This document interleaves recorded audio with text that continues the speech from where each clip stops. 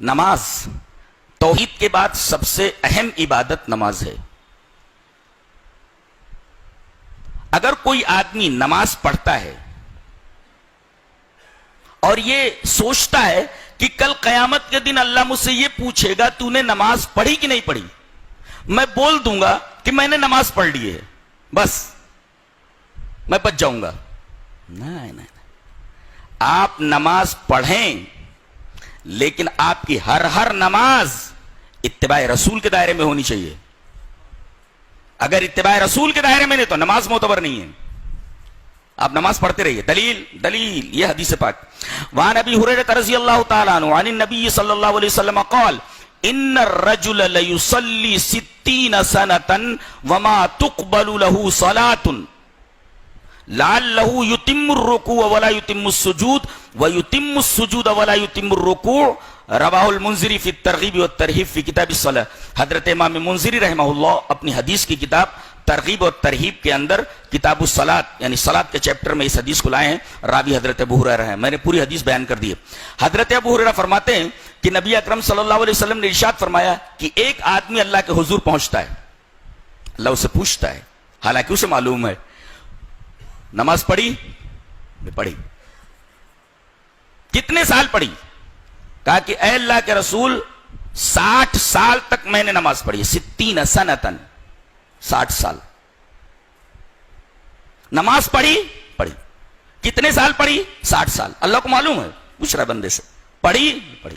کتنے سال پڑھی؟ 60 سنتن 60 ایئرس, 60 سال پڑھی.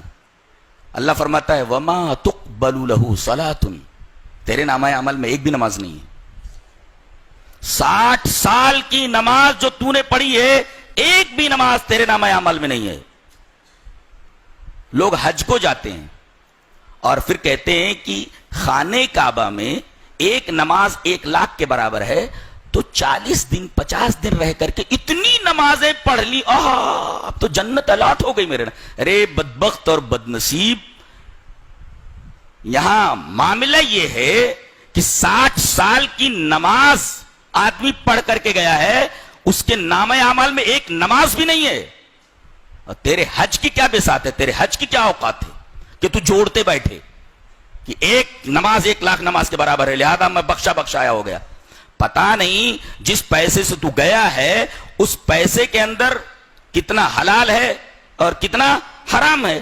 تو نے کتنے ارکان اپنی مرضی سے ادا کیے ہیں, جہالت سے ادا کیے ہیں, اور کتنے ارکان تو نے اتباع رسول کے دائرے میں نہیں کیے ہیں, تو تیرا حج کیسے ہوا؟ اور تو نے نماز جو پڑھی وہ نماز اتباع رسول کے دائرے میں پڑھی یا نہیں پڑھی ہے؟ یہاں تو ایک آدمی 60 سال کی نمازیں پڑھ کر کے گیا ہے, اور نبی اکرم صلی اللہ علیہ وسلم فرما رہے کہ اللہ یہ فرماتا ہے کہ تیری ایک بھی نماز قبول نہیں ہوئی, تیرے نامہ اعمال میں ایک بھی نماز نہیں ہے. وما تقبل له صلاۃ, ایک بھی نماز نہیں ہے. کتنی خطرناک قسم کی حدیث ہے یہ. لوگ نمازیں پڑھتے رہتے ہیں. تو اگر آدمی نماز پڑھتا ہے, ایک توحید کے بعد بہترین عمل ہے اور سب سے اونچا عمل ہے, مگر یہ عمل اگر سنت کے دائرے میں نہیں کیا گیا ہے, اتباع رسول کے دائرے میں نہیں کیا گیا ہے, تو یہ عادت ہے, اٹھک بیٹھک ہے, نماز نہیں ہے.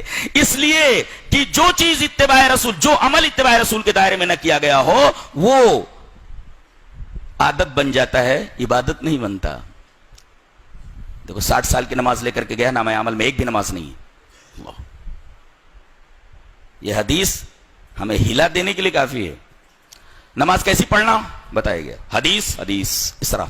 وعن ابی قلابۃ حدثنا ابو سلیمان مالک بن الحویرث قال قال لنا رسول اللہ صلی اللہ علیہ وسلم صلوا كما رأيتموني اصلي فاذا حضرت الصلاة فليؤذن لكم احدكم وليؤمكم اکبركم. رواہ البیہقی فی السنن الکبری فی کتاب الصلاۃ. حضرت امام بیہقی رحمہ اللہ اس حدیث کو ایسے ہی سنن کبری بیہقی کے اندر لائے.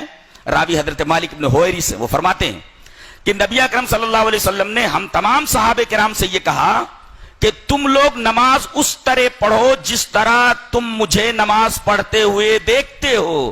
پتہ یہ چلا کہ یہ آدمی جو 60 سال کی نماز پڑھ کر کے گیا ہے، یہ نماز اس نے نبی کریم صلی اللہ علیہ وسلم کی نماز کی طرح نہیں ادا کی ہے. نبی نے فرمایا تم لوگ نماز اس طرح پڑھو جس طرح تم مجھے نماز پڑھتے ہوئے دیکھتے ہو. اگر اس طرح تم نے نماز پڑھی ہے تو تمہارا یہ عمل، تمہاری یہ نماز مقبول عند اللہ ہے. اور اگر تم نے اپنے طریقے پر، یہ حنفی نماز ہے، یہ مالکی نماز ہے، یہ شافعی نماز ہے، یہ فلاں شخصیت کے طریقے پر پڑھی ہوئی نماز ہے، کسی بھی طریقے سے نماز پڑھ کر کے گیا آدمی کوئی بھی نماز معتبر نہیں ہے، الا یہ کہ اس نے نماز جناب محمد رسول اللہ صلی اللہ علیہ وسلم کے طریقے پر پڑھی ہو، جس کا نام اتباع رسول ہے.